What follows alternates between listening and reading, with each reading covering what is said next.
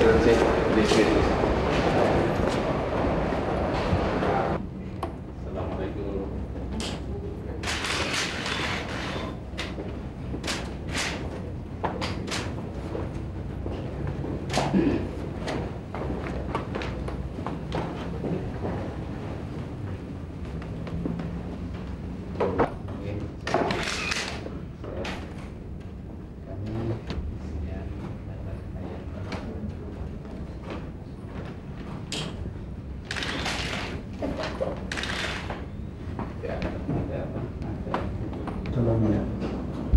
Okay? Okay.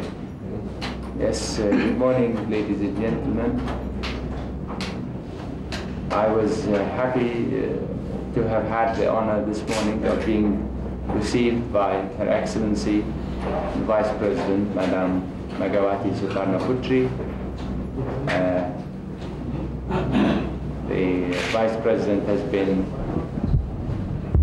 so kind as to receive me and listen to my message of friendship and solidarity from the leadership of Iraq to the leadership and government of the Republic of Indonesia. Iraq and Indonesia have always enjoyed strong relations of friendship and brotherliness. And it is in the spirit of the history of our relations that my meeting with Her Excellency the Vice President has taken place. I conveyed to the Vice President certain facts about the Iraqi relations, and of course Her Excellency's position is very much in line with the position of the Republic of Indonesia in its friendship with Iraq. I also conveyed a message of invitation to Her Excellency to visit Iraq.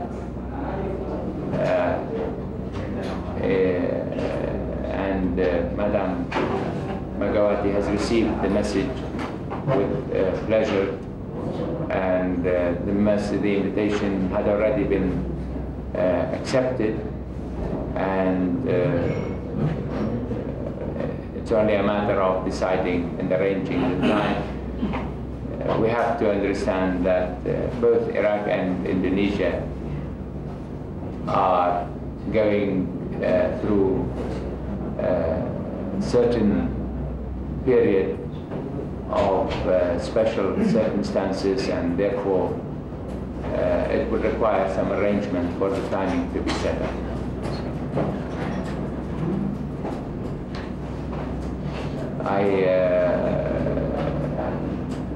Iraq has always viewed Indonesia as an important nation for the developing world, and we would like to see this great nation as prosperous, as settled, and as much of a leader in the developing world as it should be.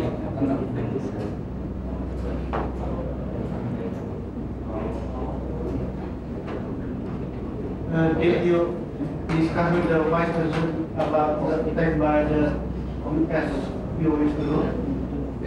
Well, this it's an obvious situation, an obvious case, and of course the position of the Republic of Indonesia is very clear. It has been expressed in a statement of the government, and Iraq has welcomed that position, and it is very much in line with the justice of the Iraqi cause against the injustice that is being done to it at the hands of the American and British forces in our region. The American and British behavior is wrong, and everybody knows that this behavior is wrong, and therefore it is receiving international condemnation from every corner in the world, and Indonesia is no exception to this condemnation. You can find it everywhere you go. Thank you. Saudara sekalian, pertama terima kasih. Saya perkenalkan dulu, ini Pak Hartoyo, Wakil Ketua Subkomisi BUMN BUMD, Pak Hairul Imam, Ketua Subkomisi Yudikatif, Pak Amir Muin, Sekjen, saya Yusuf Zakir, Ketua. Dua orang wakil ketua tidak bisa hadir karena ada tugas lain. Tadi kami menyerahkan formulir isian kepada Ibu Wapres, dan kami juga katakan kepada Ibu Wapres seperti kami katakan kepada Presiden bahwa formulir ini harus diisi sejujur-jujurnya, sebenar-benarnya, apa adanya. Kata-kata itu saya ulangi lagi di depan Ibu Wapres karena memang itulah yang harus saya kemukakan. Dan dalam waktu 30 hari, formulir ini harus sudah dikembalikan. Saya juga menjelaskan kepada Ibu Wapres bahwa sewaktu saya memberi keterangan di sehabis ketemu Gus Dur, kelihatannya ada sedikit misunderstanding, seolah-olah dikatakan bahwa mertua kita, kakak kandung kita itu juga harus ngisi kekayaan. Itu tidak, itu hanya data-data saja, data-data nama, alamat, itu saja, bukan mengisi. Yang mengisi itu adalah penyelenggara negara yang bersangkutan dan keluarganya itu. Jadi tidak mertua, tidak, itu hanya mertua hanya dicatat namanya, kemudian kakak kandung juga dicatat namanya. Kemudian tadi kami juga membahas tentang kemungkinannya karena di Wapres ini diolah pengangkatan eselon 1 TPA, tim penilaian akhir TPA.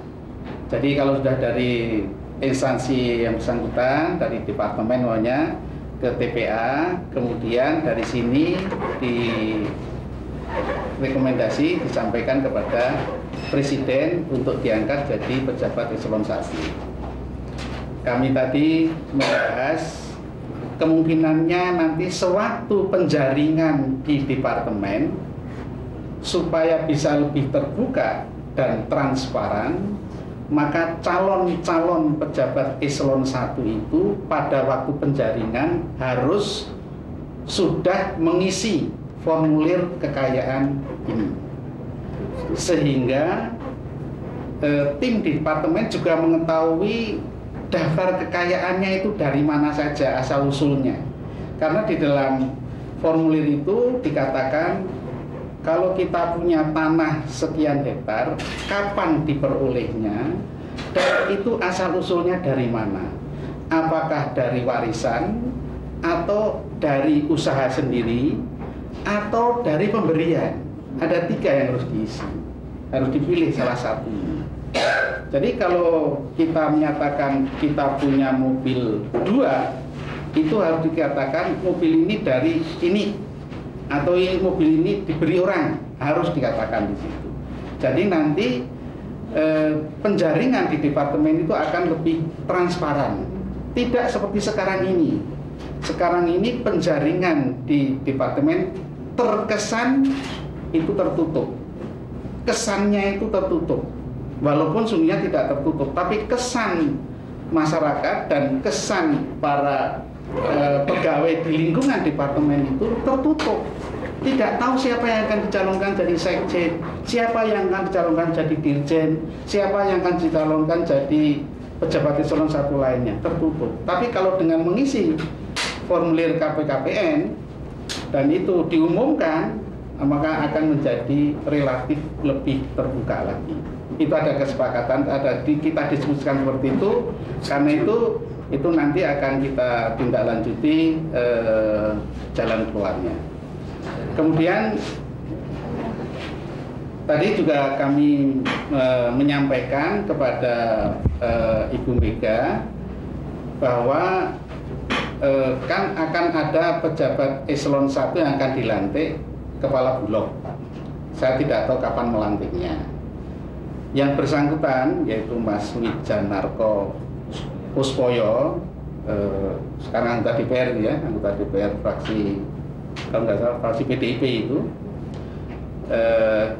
kemarin datang ke kantor KPKPN dengan seorang teman, minta formulir. Kenapa dia minta formulir? Karena dia menyadari di undang-undang itu dikatakan bahwa seseorang sebelum menjabat itu harus mengumumkan kekayaannya. Caranya dengan mengisi formulir itu. Jadi walaupun kita ini masih belum punya kantor yang tetap dan prosedur pemberian formulir masih dalam tahap seperti sekarang ini, Wijanarko mempunyai inisiatif yang bagus sekali untuk minta formulir itu. Dan kami laporkan kepada Ibu Wapres tadi, apakah Ibu Wapres bisa menyetujui? Oh, setuju sekali, sangat setuju dengan tindakan Wijanarko itu meminta formulir untuk nanti diumumkan. Walaupun mungkin kalau ngisi formulir itu dalam praktek tidak bisa 3-4 hari, nggak bisa itu, karena harus dilampiri bukti-bukti kekayaannya. Kami sendiri ngisi formulir di rumah 3 hari itu tidak selesai. Padahal kekayaan saya apa sih artinya? Tapi kan harus dilampirkan itu, difotokopi semua satu persatu, difotokopi dan ditandatangani oleh yang bersangkutan. Jadi inilah yang tadi kami bahas bersama. Kalau apabila nanti tim penyaringan etika Departemen dan LPN yang berkembang, selama ini memang kita bicara ya katakanlah tertutup gitu ya. Padahal seharusnya ini kalau kita bicara profesionalisme ya, ini sangat besar fungsi beliau sebagai wajib lapor ya. Di dalam sebelum dia menjabat kan harus ya diperiksa kekayaannya dan melakukan